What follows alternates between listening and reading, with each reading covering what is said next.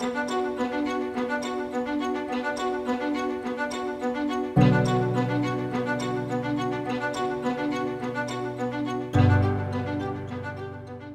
folks, my name is Mike Dobbs. I'm the host of Government Matters, and welcome to another edition of the show here on Focus Springfield. Today's show is part nostalgia, part history, and part current events. Our guests today are three city councilors who were among the original ward city councilors that came to the council many years ago. And basically, these three were among the ward councilors that helped change what the city council is in Springfield, and certainly changed how it operates. So, at that end of the couch is Melvin Edwards, Tim Allen, Michael Fenton. Thank you very much, gentlemen, for coming. My producer, Steve Carey, calls them the original gangstas because they are of this original class. So let me just start off with a little history, which I'm sure that you guys can correct me on if I get something wrong. Back in the day, Springfield had what was known as a weak mayor, strong council form of government. And in fact, if I remember correctly, there was two parts to the city council.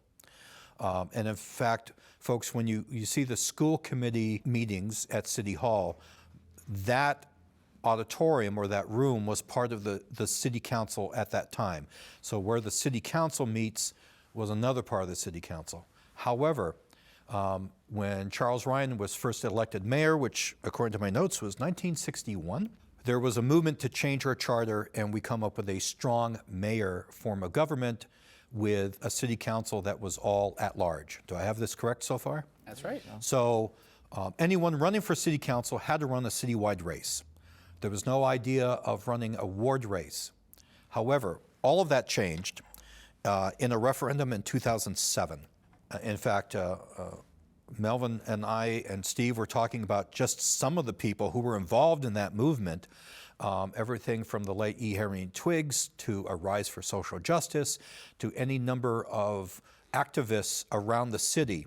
And it had gotten to the point where the city council was sort of dominated by people who were essentially from one or two neighborhoods. It was dominated, quite frankly, by white guys. There weren't many women on the city council. There weren't many people of color on the city council, despite the fact that Springfield was changing in terms of its demographics. And so this movement really started with the approval in 2007, and then with the first election, 2009. Have I got that right? Yes. Right. So you guys were elected among that class of the very first ward representatives. And these are the last guys standing at this point. Other people, of course, in the case of Mr. Twiggs, passed, unfortunately. There were other people who decided not to run again. So let me just ask you guys to go back to like the election that you succeeded in first in 2009, and what motivated each of you to want to run in this basically newly designed city council. So I'll start with you, Melvin. What motivated your interest of running at that point? Well, Ward 3 was at that time not the most affluent neighborhood in terms of services. I was just tired of calling City Hall and people in government and not getting the response that I thought my neighbors deserved. So I had built my reputation by picking up trash through an organization called Keep Springfield Beautiful. What I was hearing from neighbors that we would call, or they would call, and they weren't getting the response from DPW, the police, nobody in City Hall cared what happened in their neighborhood. So my goal was just to bring a voice to the community that I lived in, to give them the confidence that government could work for them. Okay, Tim, what motivated you at that point? A long-standing interest in running for office and never being able to figure out how to do it with the career that I had at Mass Mutual. The opportunity was there. My friend said, you always wanted to do this. This is your chance to do it. And the idea to just to be able to represent my neighborhood and learn more about our government, be part of the government, get away from being a spectator and actually get in the ring and try it out. I was at a point in my life where I could take that time to do that. I had retired from my first career, and I was happy to have a chance to get in and help figure things out. Mike, what about you? Yeah, mine similar to Tim. I wanted to get involved and help my neighborhood. I was in college in Rhode Island when all of these changes in our charter were going on, and it represented a chance for me to come back home, return to my neighborhood, and go to law school at Western New England and play an important role in the future of the city. And at that time, we were not only going through a charter change, but we were also on the precipice of the control board leaving. Right. And so the stakes were really high. There was a ton of energy and involvement in local races, and it was an exciting time to get involved in politics. I think people sometimes forget that we went through a real financial disaster in the city and that we were this close from a receivership. The late Mayor Ryan, I think, did an excellent job in fending off receivership and instead going along with this concept of the control board.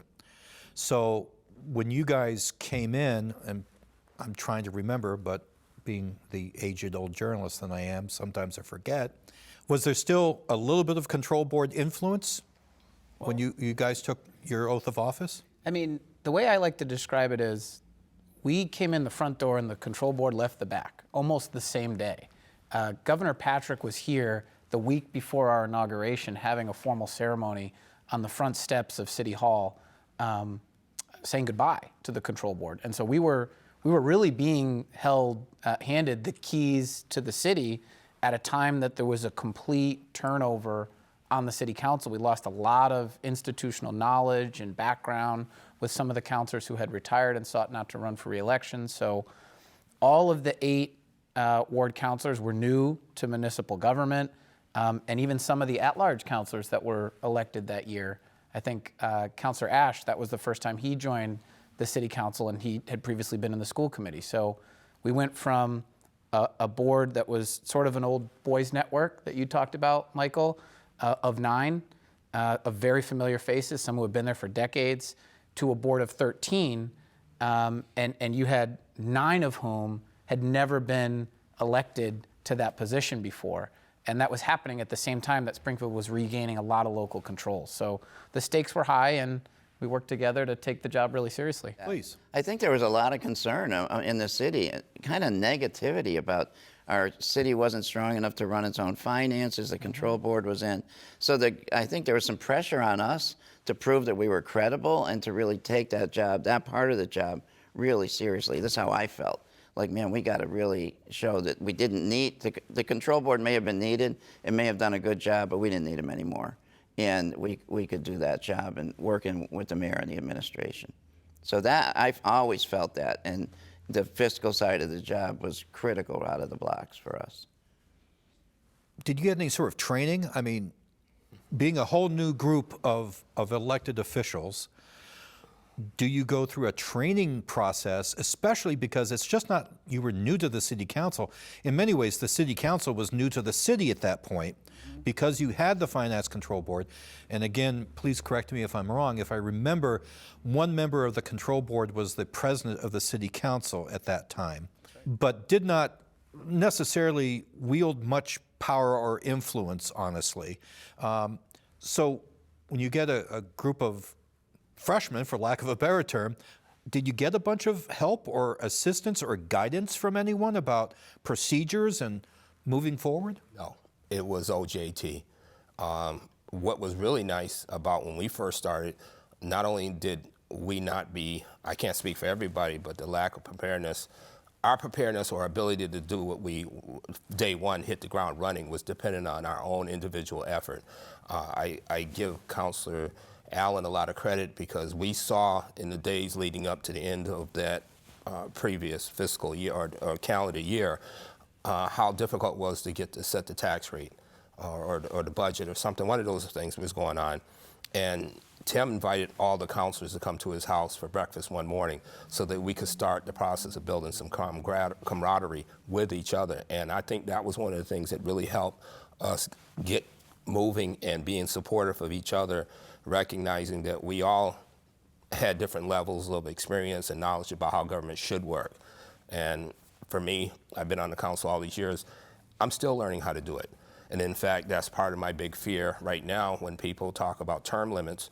It takes years to learn how to do stuff. And even a decade later into this job, I'm still having things that are brought before the council that I have to learn and have to really pay attention to and prepare myself when I walk into a room because I haven't heard it before.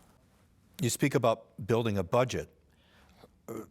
That's a difficult process, and looking at a mayor's budget to make sure that you're evaluating it correctly.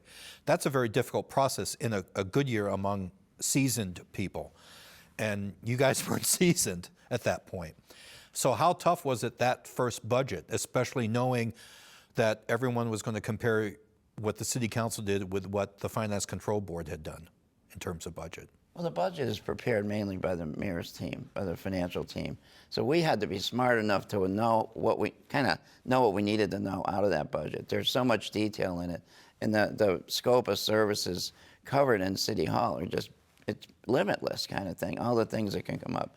The mayor's financial team at the time, TJ wasn't running. He wasn't the CAFO at the time, but he was there, and he had been there during the control board, stayed there. He was always great to work with. Understanding what you needed to know and explaining things to us and stuff. And we had, the help of other departments as well. But I think a lot of it is not financial expertise as much as stick-to-itiveness, responsibility, professionalism, and vulnerability, that you can't act like you know everything because you don't know everything. You got to be willing to ask people questions and say, of this, what do I need to know? And working with each other, of course, because somebody might figure something out, but the rest, I might be asking Mike, did you get that? I didn't get all of that, and then we talk offside. It's also about trust and respect for the people who have those titles, those department heads and the staffs that bring and put the budget together before they present us. Too often people don't recognize how valuable the people who are not elected, the appointed people, the people who applied to be in those positions. And we, as councilors, we have to try to kind of trust them. I'm not a lawyer, so if I had a criminal matter, I'd be a fool to be my own lawyer. But it's the same thing when it comes to paving a road. We know and complain about potholes, but the experts on how to fix that pothole work in DPW. And too often, they don't get the credit they deserve. And too often, we as councilors, we get the complaints over things that we don't control. And I know that I ran to become a city councilor as a servant to the community, but I spend most of my time as a teacher trying to explain to people what I have authority over, what I can control, and what I don't have any control over. Mm-hmm. And just to build on what Melvin said, he used the word trust, and when I think about particularly my colleagues, Councilors Edwards and Allen, and what we've worked on together over the course of the last 14 years, that's the word that I think of the most is trust. Not just between the three of us, but the trust that we've built in other municipal stakeholders, because it does take time to earn a reputation. And when we came into government, there was a great deal of concern over what a city council of 8 ward councilors and 5 at large would be like. Would we have 8 little kingdoms across the city where, Ward 3 doesn't care what happens in Ward 2, and Ward 7 is a very different place from other areas of the city.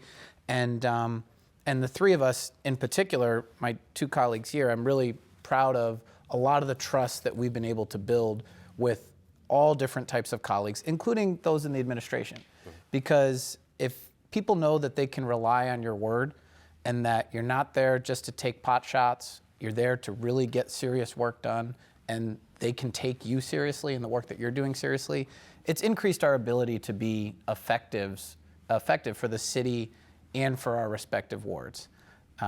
And that's earned. That trust is earned between us and between municipal stakeholders.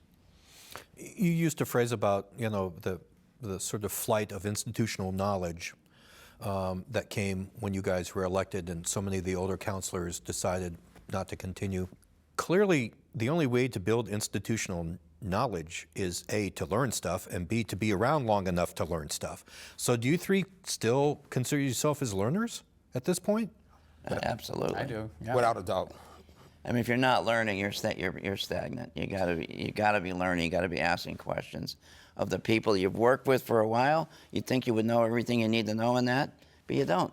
You know, you just don't. And you got to be trusting enough to put yourself out there and say, I don't really understand that part of zoning. Phil, tell me about this. I'm still learning on this one. There's always new stuff. And one of the challenges of the council is the number of items we have to have some knowledge of. I mean, it basically, you look at an agenda, a Monday night agenda with 30 things on there, you know, it's 20 or 25 different topics among the 30 things.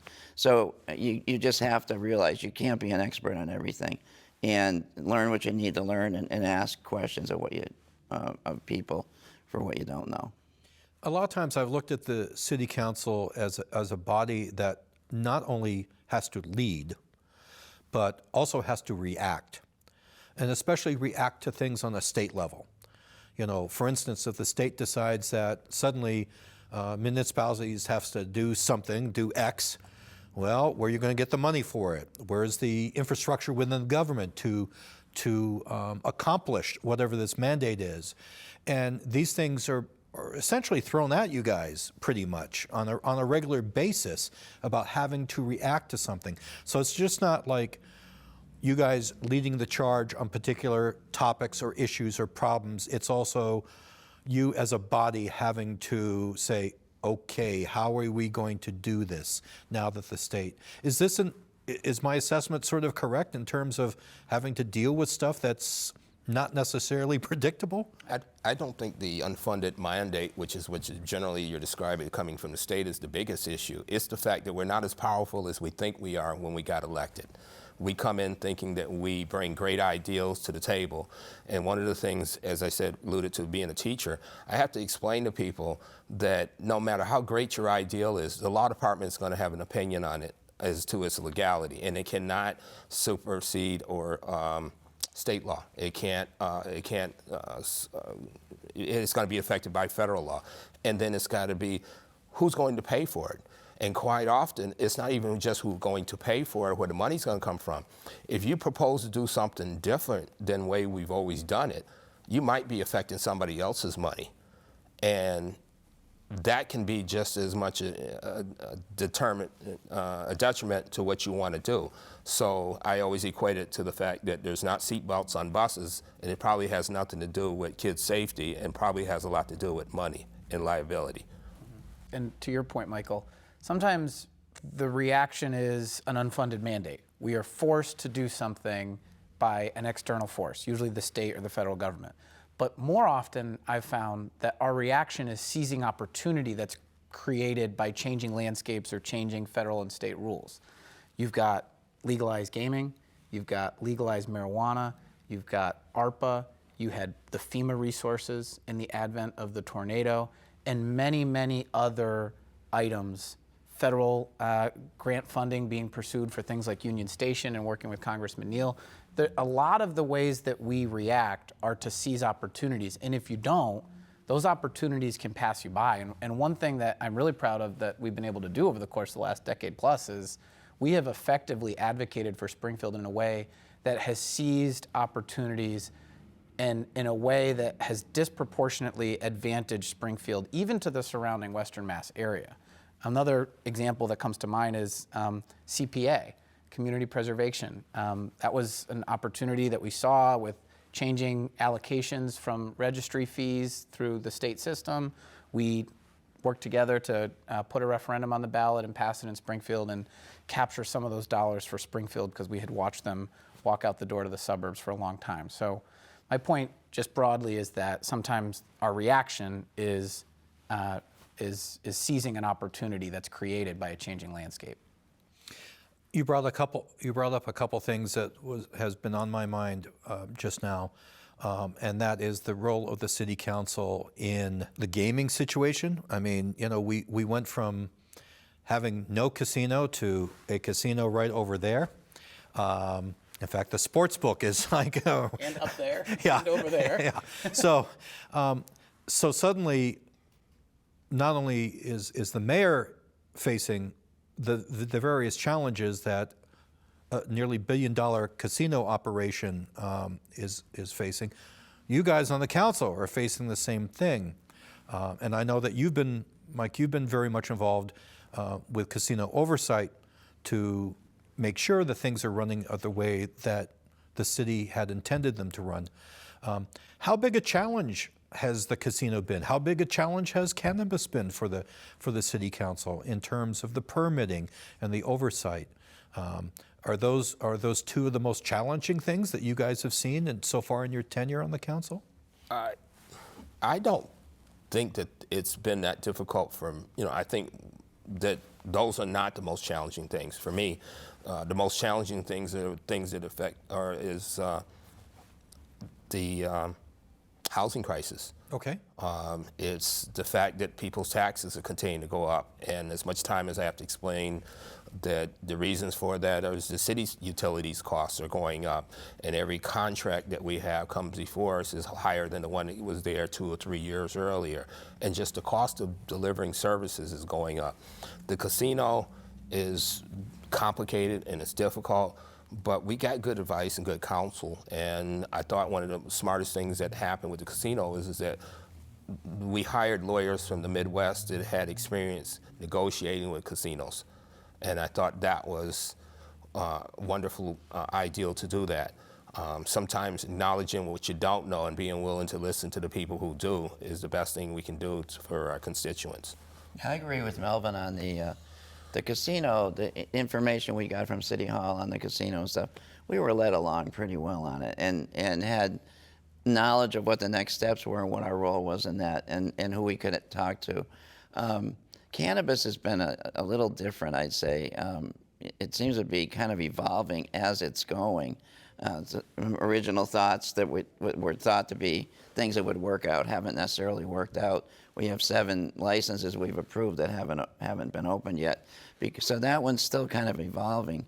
But I think one of the things that's been a challenge that we have to do, I think you're looking at 3 ward councilors who are all believing the same thing, that we represent neighborhoods that need to be represented. And our job is to take what we hear, a good part of our job, what we hear about these big projects that get a lot of the press or the attention and stuff, and translating to our constituents and being there, saying, here's what that is, here's what you need to know about potholes, here's what you need to know about how we might get that changed, here's what you need to know about this new project that is bothering you, you don't know much about it. That's, I think, one of that requires back and forth. Some of the big policy stuff, of course, requires back and forth, but not frequent. But with your neighbors, I know Mike and I and Melvin all are very tied into our neighborhoods and being there and representing people. And that, I think, to me, is a big part of why I wanted to do this, to make government accessible, understandable, and reachable with people, and making it feel like they belong in the city and the city's listening. Yeah, I would agree with all that. And I think what the casino and marijuana have in common are that they were really unique opportunities for the city to seize. And we seize them in different ways and at different times. But both of those are strategic advantages that Springfield has over its surrounding suburban and some of its even city surrounding communities. A lot of these, a lot of areas around us fought against those types of development. And my opinion from the very beginning was always that it wasn't a question for me of if casino gaming was going to come. That decision was made at a statewide level on a statewide referendum. It was coming. The question was, did we want it to be in Springfield, and could we capture some of the economic synergies that would come with it in a meaningful way, or did we want to watch it go to Palmer, Holyoke, or West Springfield? And the answer for me was always from the beginning that there was more at stake for Springfield to share in its fair share of the pie if we had the site here. And the same is true for marijuana. There's a lot of other communities around Springfield. There was a period of time where every single community that shared a border with Springfield had voted against marijuana in the referendum. They lost market opportunity. So whatever shortcomings there have been in Springfield's process in marijuana, they are still far ahead of our surrounding communities, and we've been able to realize quite a bit of economic gain and tax dollars as a result of that. Looking forward now, there's been a number of issues that have been brought up. Melvin, you just mentioned housing, which is huge in this city. We need more housing, not only in Springfield, but in Western Massachusetts. I mean, we're thousands and thousands of units, housing units short, according to housing experts. Another challenge is that we're seeing a trend, not only in Western Massachusetts, but across the country, of having municipal internet. Because internet, especially during the pandemic, we learned how important it was for the average person, not just businesses or institutions, to have access to broadband. It could mean significant things for their education, it could mean significant things for their business, much less their, their personal life.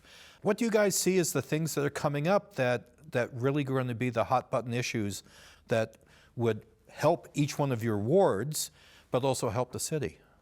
Union Station, having East-West Rail, I believe that that's going to bring concern by some people for gentrification, but when you, as I said, with the housing as being one of the things that I'm most interested in, it's not just affordable housing, it is a need for market rate housing, it's a need for that mid-level housing as well. But with East-West Rail, my vision is that you could commute to Boston and earn a Boston wage, because if you lift up the wages, though we here in Springfield are paying very high on utilities, it's certainly cheaper than the eastern part of the state. So if you can draw those salaries to Springfield, people can come here, buy houses, invest in condos, and we don't have enough affordable housing, but we don't have enough condominiums either. Right. And so that also lifts the wages. And I think the best way for me to feel safe, my neighbors to feel safe, is for my neighbor to have a job. Now, I know across the country, this is not unique to Springfield, all industries are struggling to get employees. But the thing is the more people that are working, the higher the wages, the more options that good people have about the choices they make in their behavior and how they interact with people in their community. To the employment point of view, Melvin's been chair of the Responsible Employment Ordinance Committee, I think practically since we've been on.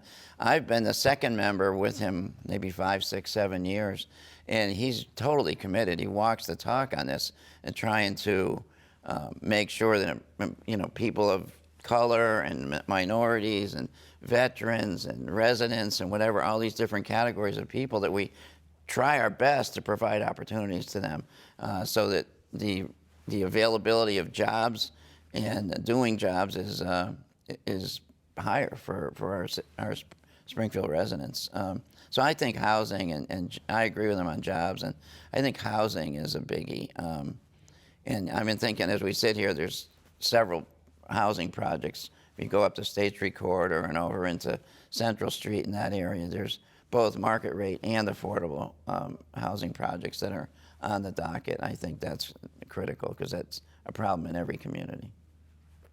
What do you think, Mike? Yeah, and I think your comment about digital equity is extremely relevant. President Letterman recently appointed a variety of committees of the City Council with residents on them. The one that he selected me to chair is the Digital Equity Committee, and one of the things we're looking at is this digital divide. And some of the statistics are really alarming. Close to 40% of Springfield households do not have a laptop or a PC. All of their digital access is provided to them through their cell phone.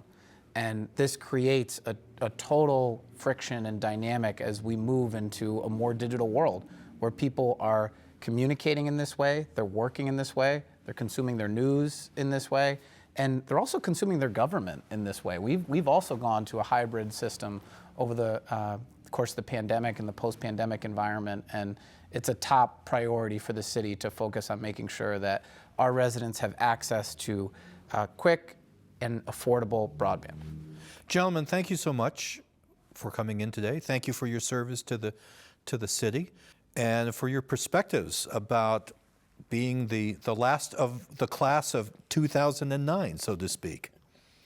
Thank you again. All right, thank you. Well, thank you for having us. I want to thank Tim and Melvin, too, for being terrific colleagues. It's really, doing this job is hard, and if you don't have people that you like working with and trust to do along the way, you can't do it. So Totally agree. These are my buddies. I'm happy to. You got to have civility. Totally agree. Totally agree. We're still friends even when we don't agree. That's That's right. right. That's critical. So. Well, that's different than other city councils I've covered. Not us. Not the three of us. Folks, thanks very much for tuning in to Focus Springfield and to this issue of Government Matters.